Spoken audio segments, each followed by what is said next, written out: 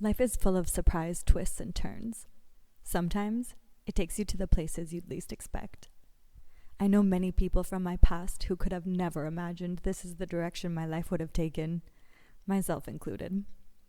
And to be honest, I kind of like it like that. I was never somebody who favored predictability.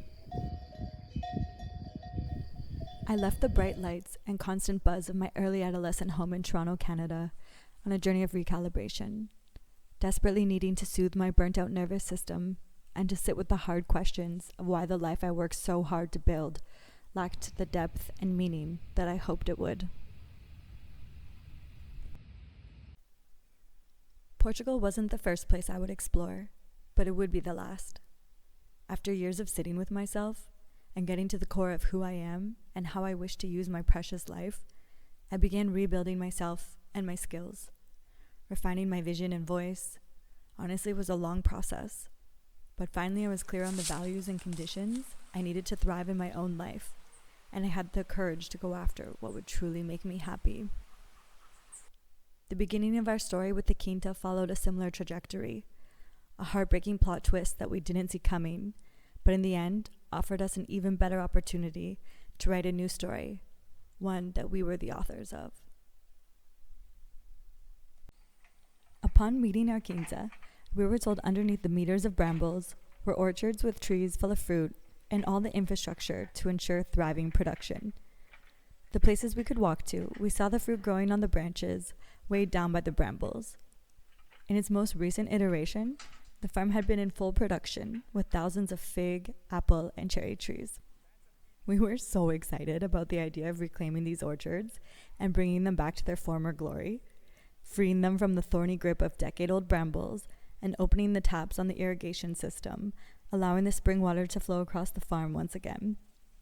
The cherry on top was that given the length of abandonment, all chemical inputs previously used would now be gone from the soils, so we could immediately realize our goal of operating an organic farm. Were we naive? Absolutely. Hopeful? Yeah, we were hopeful. And wrong? Turns out we were so very, very wrong. On here, instead of the big machine or an excavator, we're using a 50 horsepower tractor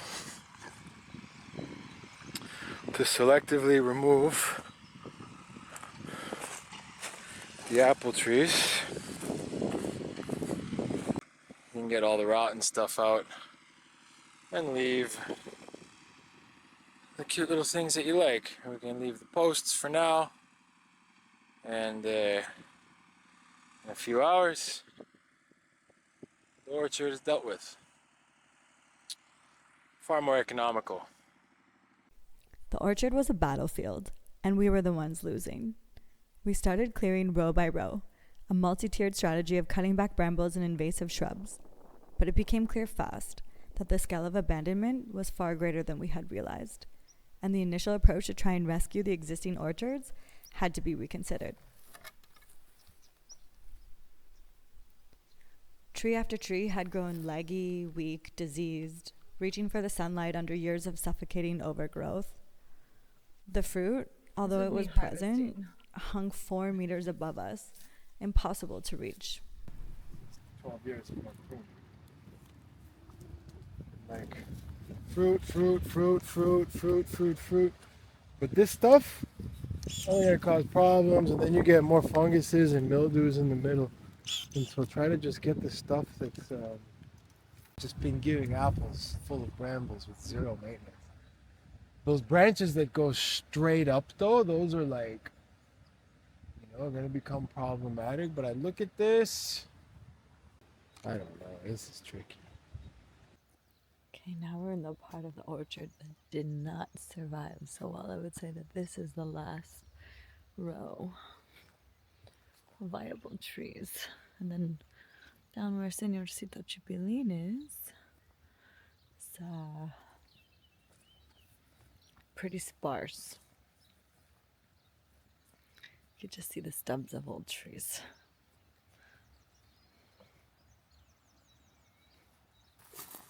The part of the farm with probably the best exposure, which is why there are almost no living trees left, because you know, we handle so many years without irrigation before they start to die off, and you know, they're pretty weak. A little more shaded, maybe a little more water in the ground, and so there's sections where there's actually entire rows still planted.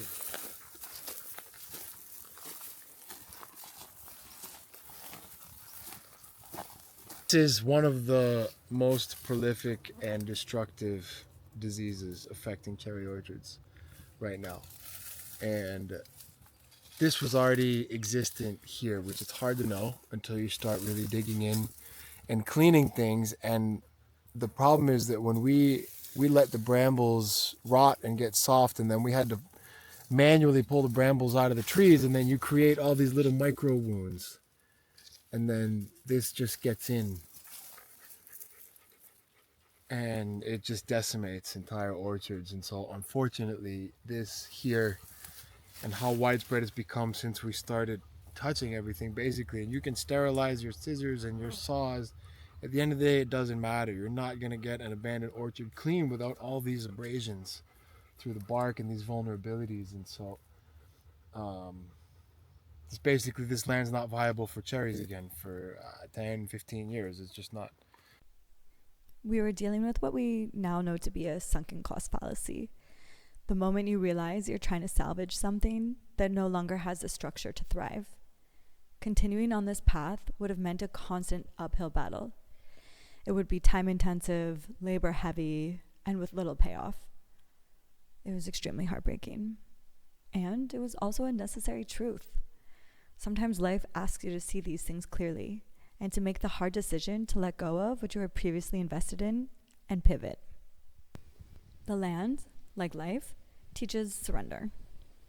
Letting go of the orchards and our vision of how we thought that this new beginning should unfold wasn't easy, but it did bring us clarity.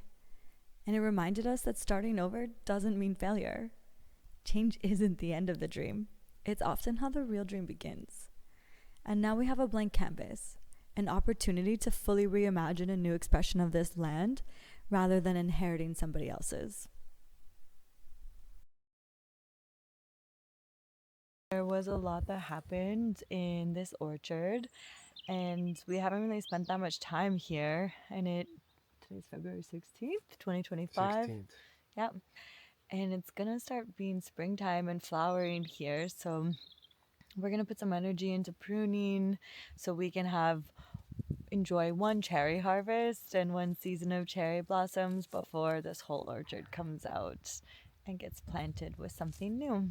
And then we're going to work in here together, and that's the kind of energy of teamwork and repair that's going to go into this orchard. And then we'll really enjoy the shit out of it when do the blossoms happen? March, April? March, next month. Yeah, so next month, this is going to look very different. I'm so excited. Never got to see the blossoms or eat the fruit, so that's what this year's all about. And if we're going to have fruit and blossoms, we want them to be good. And the day the first rotten fruit falls on the ground, the excavator's coming.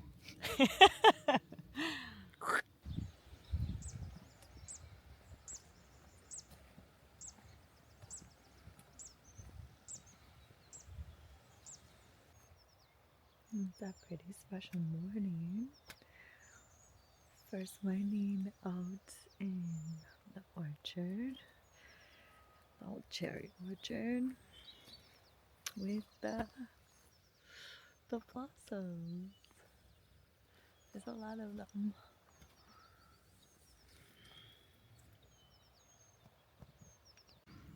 It's the end of May 2025. Maybe today is the 29th. We're at the very upper quadrant of the cherry orchard. Pataya's excited to give us a tour. And we're just gonna do a little stroll and take a look and see at how things are doing. So this is the first season that we're here for cherries, so it's interesting to see what's going on.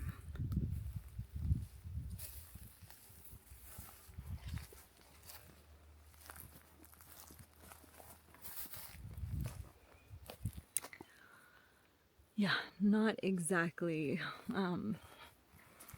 viable orchard material.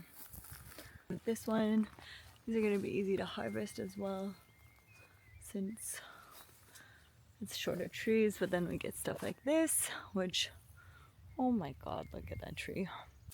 The branches are so high. The only way that I could actually safely harvest was pulling the branch down and doing this, which like in a professional orchard, you would never want to do that. Margins are too small. Yeah.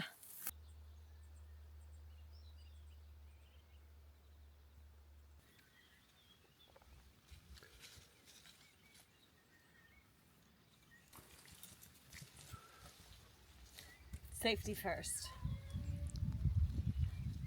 Wow, there's so many. This is pretty wild. We've spent the past year and a half observing the land, studying the microclimates, the seasonal energy flows, and weather patterns. We now understand the various soil types and their drainage and retention profiles. We've sat with our neighbors who have tended to this place for generations and listened to their experience and wisdom. We've brought in experts in different fields for feedback and support. And we've analyzed the soil, researched different fruit varieties. Por eso no quiero labrar, yo solo quiero arrancar, abrir rega. It's been a time of observation, heavy contemplation, and honestly a lot of research rabbit holes. 3,000 square meters tops. So this together is a little over a half hectare. And after all of that, I'm really excited to share that our new orchard plan is finally set. We'll be planting in the late autumn or early winter when the rains return. And at the end of all of this, we're deeply grateful that we had this time of reflection and research, because the trees that we're going to plant are going to be our life's work and what we steward for the next 20 plus years. So it's important that we get it right. And we want to plant what brings us both joy and abundance, keeping in mind that it needs to be resilient and align with our values and vision of how we want to steward this land.